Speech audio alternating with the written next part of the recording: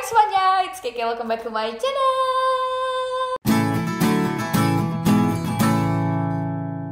Kalau kalian ngeklik video ini, pasti kalian lagi punya target besar atau mimpi besar. Jadi kalian sadar bahwa niat aja nggak cukup, tapi kalian butuh kemampuan untuk bisa belajar sesuatu dengan sangat cepat dan juga tepat. Aku sendiri setahun 2 tahun terakhir belajar cukup banyak hal sih, dan cukup beraneka ragam. Mulai dari belajar nyetir mobil matic, belajar tes IELTS, tes GMAT, ke tes GRE. Terus aku belajar Google Analytics. Cukup banyak yang aku pelajarin kalau aku ingat-ingat. Jadi kalau misalnya kalian di sini mungkin butuh untuk belajar sesuatu untuk kepentingan promote kerjaan, atau kalian pengen jadi digital marketer yang sukses, atau pengen jadi mahasiswa teladan, mahasiswa berprestasi gitu di kampus kalian datang di video yang tepat. Kita langsung bahas aja ya, jangan berlama-lama.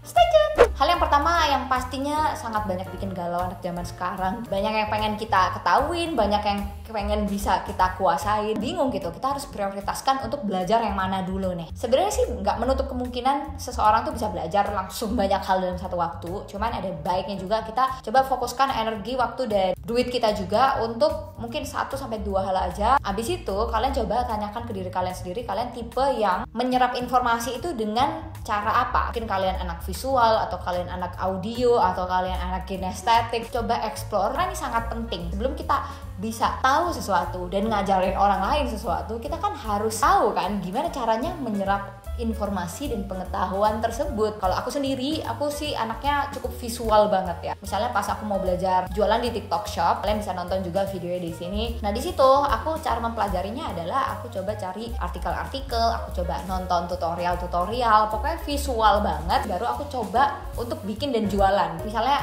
nyetir mobil nih ya, yang lebih relevan mungkin contohnya. Nah pas aku nyetir mobil itu, sebelum besoknya aku jamnya les, aku tuh nontonin cara parkir paralel, parkir seri di YouTube, itu tutorial yang aku tontonin. Nah kalau misalnya kalian mungkin anak kinestetik, mungkin kalian butuh belajar sambil praktek. Ada baiknya kalian tahu biar kalian menyerap informasinya lebih cepat, dan akhirnya nanti outputnya juga bakal lebih tepat juga. Setelah kalian udah tahu, yang tidak kalah penting juga, coba mencatat ya. Handwritten notes lebih dianjurkan juga, karena menurut sangat banyak riset, ketika kita belajar sesuatu terus kita sambil nyatet, di situ ada proses retention dan juga comprehensionnya di dalam otak kita. Jadi kita nggak cuma pasif menerima informasi, tapi di situ kita mencoba mengolah ya, dimasak di dalam otak kita.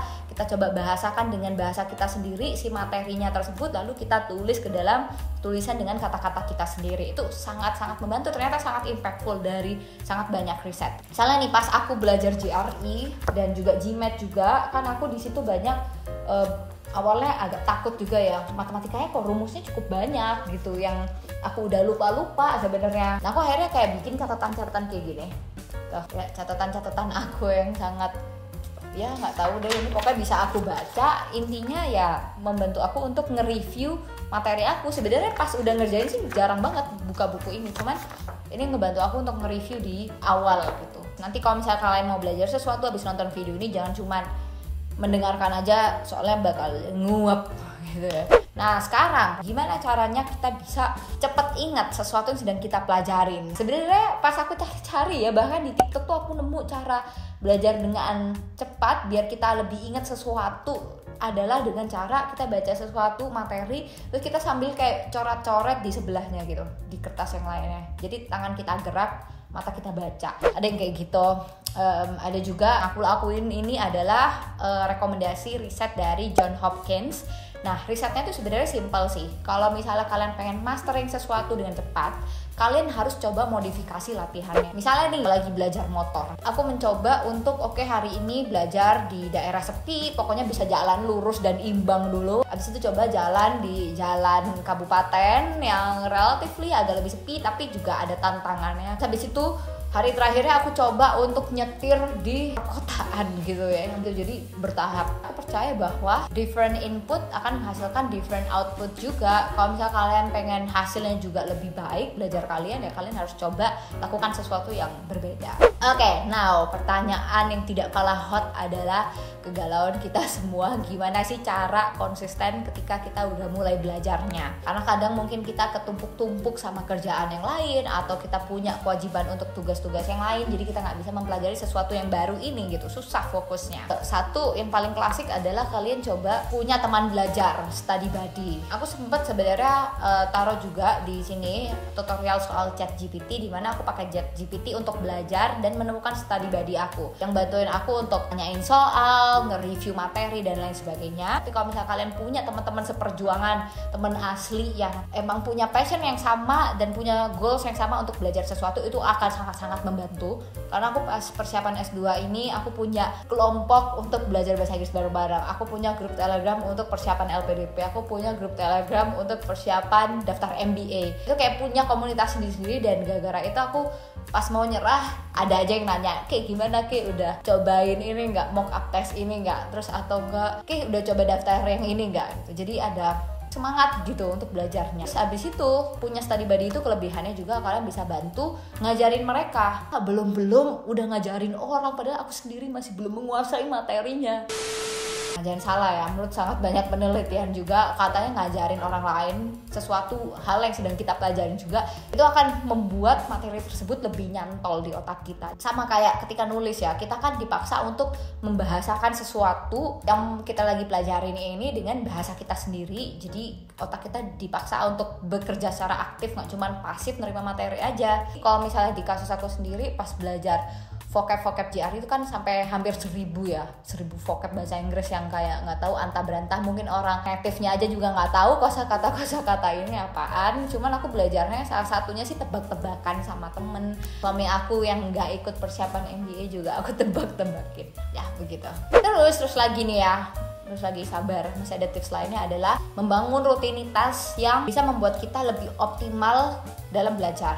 Nah, lebih optimal di sini nggak jauh-jauh sebenarnya dari memaintain fokus. Anak modern zaman sekarang kayaknya sering banget main sosial media, pastinya attention span kita itu makin pendek, mungkin 10 detik kita udah bosen scroll lagi.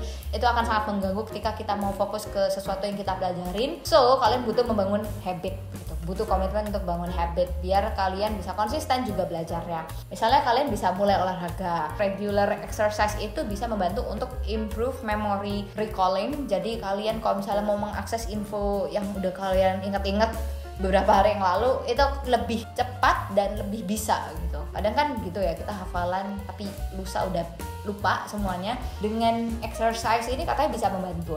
Terus yang gak kalah penting yang aku rasain juga pribadi adalah fokus kita jadi lebih panjang, stamina kita soalnya lebih bagus juga. Pas harus fokus kayak gini sejam, 2 jam, 3 jam, 4 jam itu masih sanggup karena kita udah biasa ngelakuin exercise itu tadi. Kayak King Kong. Aku bikin sedikit notes di sini mungkin gimana cara mengatasi kejenuhan atau rasa down ketika kita belajar dengan sangat keras tapi tidak menghasilkan apa-apa. Atau belum menghasilkan apa-apa gitu, mungkin belum terlihat hilalnya. Ini kejadian di aku sebenarnya sekarang dan aku masih berusaha working on it.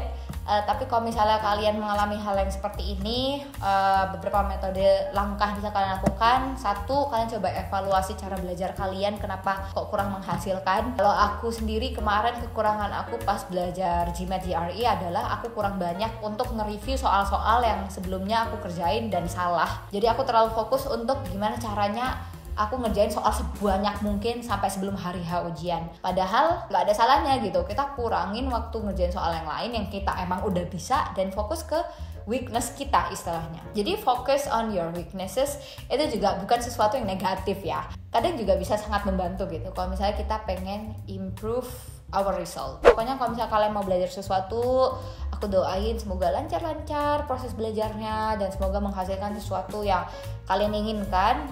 Jangan lupa kalian share video ini kalau misalnya kalian ngerasa video ini bermanfaat. Dan terima kasih, sampai ketemu di video-video selanjutnya.